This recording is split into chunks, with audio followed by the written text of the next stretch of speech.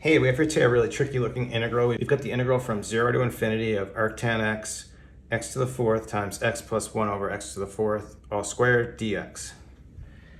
Okay, at first the thing that really concerned me was just this x plus 1 over x to the fourth. Just because it's not balanced, we're used to having like maybe say x squared plus 1 over x squared.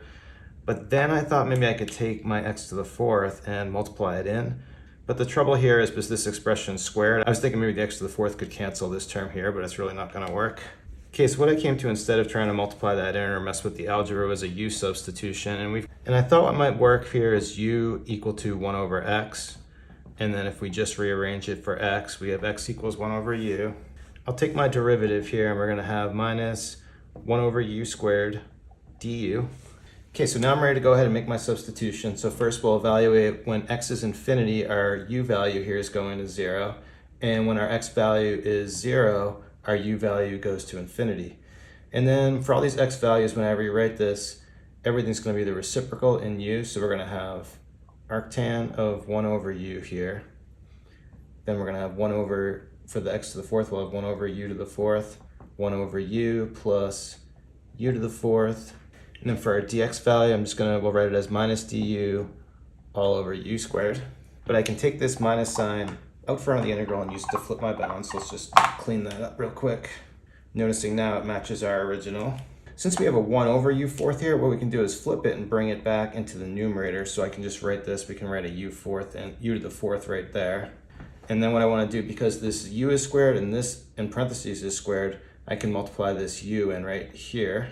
So when I rewrite it, let's see what we have. We'll have our u to the fourth in the numerator. So then multiplying this u times 1 over u is going to give me a 1. And then multiplying just the u times u to the fourth, we're going to have u to the fifth here.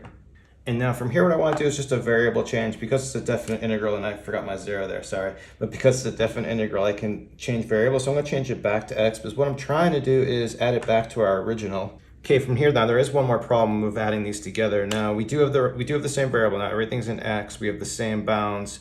But the denominators are totally different right now, right? We've got an x to the fifth plus 1 here, and we've got an x to the fourth here, something totally different looking. And I want the denominators to be the same so we can then add the numerators. So what I can do is go back to this original integral and try to rearrange this. And what I was thinking at first was to multiply in, well, what I said originally was try to multiply in x to the fourth, and that's not going to work. But if I multiply in x to the eighth, what I can do is for x to the eighth, I can write it as x to the fourth squared here. And we'll multiply by x to the eighth in the numerator, so we're just multiplying by 1.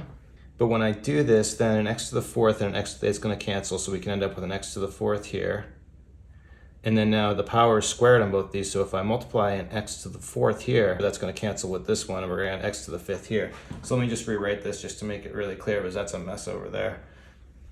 So we're going to have x to the fourth arctan in the numerator. And then again, this is going to give me, when we multiply this x to the fourth, then we're going to have x to the fifth plus 1 squared. And again, just to label everything to make it clear, we called the original integral I.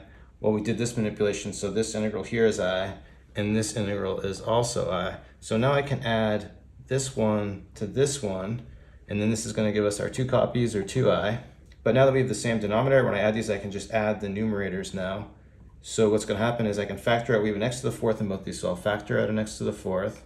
And then we're just adding arctan x and arctan 1 over x. And now at this point, it looks like maybe we just created a bigger mess, except for the fact that we do have an identity for this right here, arctan of x plus arctan of 1 over x. I've made the mistake before of saying that this value is always pi over 2. It's not quite true, because this identity is pi over 2, but only when the value of x is greater than 0. Well, we're fortunate because our bounds are going from 0 to infinity, so we're always greater than 0. So we can actually say that this value is pi over 2. And then what we can do is just bring that out front of the integral, so we can have our pi over 2 here and then cancel this out. And then I think what we're going to have left is an integral that we can do, but I just need to clean up the board and we can finish it off. Okay, now bringing this over from the previous board, I think you can see we've got a pretty reasonable looking integral here now. We've got our arctan out of there, so I think it's quite a bit simpler.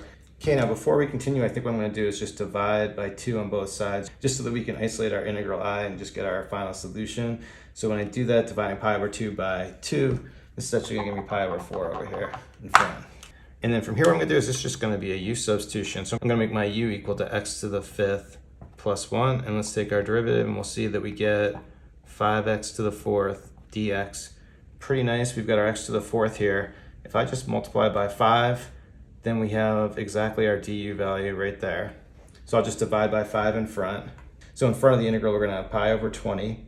When we evaluate x at infinity, u is still going to be infinity. When we evaluate x equal to 0, plug that in there, we just get u equal to 1 for our lower bound. Then, like I said, our numerator is going to be du, and then this is going to be 1 over u squared. I'm going to write that as u minus 2 so I can use power rule. And then let's just integrate that thing. So when I integrate this, I'm going to minus u to the minus 1, which I'll bring the minus over here, and I'll write it as 1 over u. And then we just need to evaluate from 1 to infinity. When I evaluate this at infinity, the limit's going to be going to 0 here. And then when I evaluate this at 1, our 1 minus u piece here is just going to be 1. So we're just going to have a minus 1 here. So multiply minus 1 times minus pi over 20 is going to give me my final solution of just pi over 20. Okay, thought it was a pretty interesting problem. I like this one. So we'll stop right there. Thanks everyone for watching today. Have a great day.